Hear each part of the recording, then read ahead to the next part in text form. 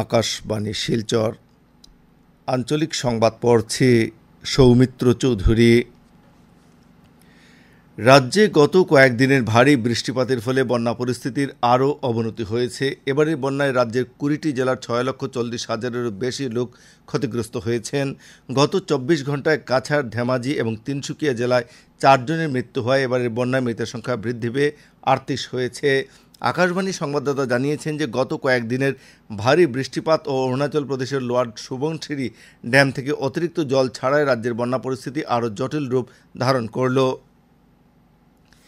মুখ্যমন্ত্রী ডক্টর হিমন্ত বিশ্ব শর্মা গতকাল গোলাঘাট জেলার বন্যা পরিস্থিতি খতিয়ে দেখেন। মুখ্যমন্ত্রী ডক্টর শর্মা বন্যার সময় স্থানীয় বিধায়ক ও মন্ত্রীদের নিজ নিজ কেন্দ্রে থেকে বন্যা দুর্গতদের সাহায্য করতে নির্দেশ দিয়েছেন।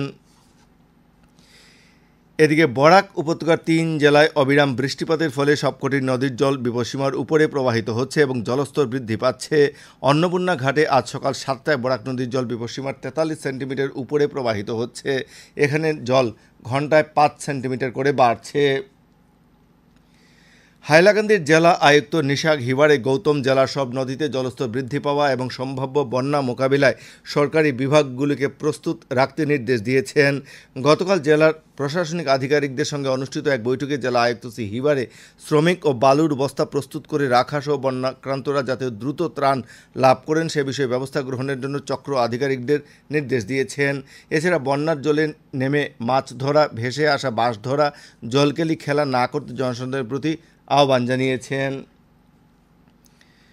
হাইলাকান্দি জেলার ধলেশ্বরী এবং কাঠাকাল নদীর জলস্তর বিপদসীমা পেরিয়ে যাওয়ার পরিপ্রেক্ষিতে জেলায় এই 2 নদীতে থাকা ফেরি পরিষেবা বন্ধ রাখা হয়েছে।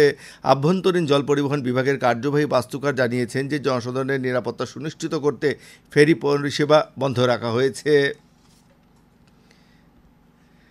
কাছাড়ের জেলা পরিবহন আধিকারিক আসাম সরকারের যানবাহন ক্র্যাপেজ নীতি 2022-এর সুবিধা গ্রহণের জন্য পুরনো এবং অযোগ্য যানবাহনের মালিকদের আহ্বান জানিয়েছেন।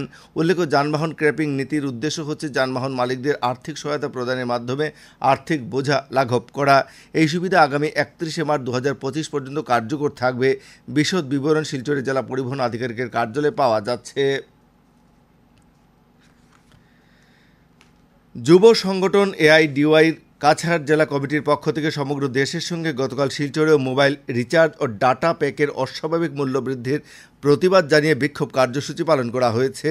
শিলচর ক্ষুদিরাম মূর্তির পাদদেশে বিক্ষোভ কার্যসূচিতে বক্তব্য রাখতে গিয়ে সংগঠনের জেলা সম্পাদক বিজিত সিনহা বলেন যে মোবাইল এখন জীবনের অপরিহার্য অঙ্গ হয়ে পড়েছে।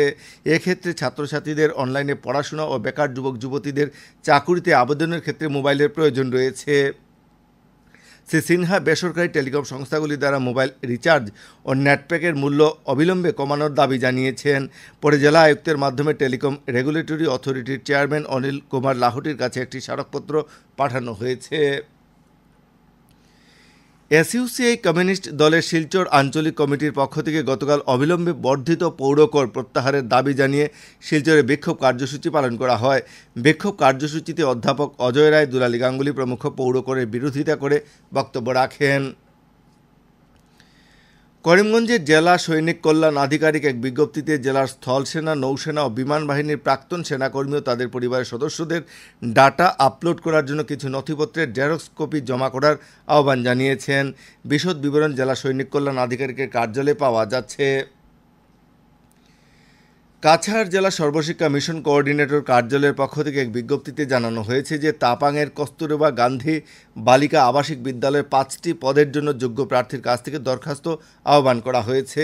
যোগ্য প্রার্থীদের 11 মাসের জন্য নিযুক্তি প্রদান করা হবে। পদগুলি হচ্ছে গণিত, পদার্থবিদ্যা, রসায়নবিদ্যা, প্রাণীবিদ্যা এবং ইতিহাস। বিশদ বিবরণ শিলচর সর্বশিক্ষা আধিকারিকের কার্যালয়ে পাওয়া যাচ্ছে।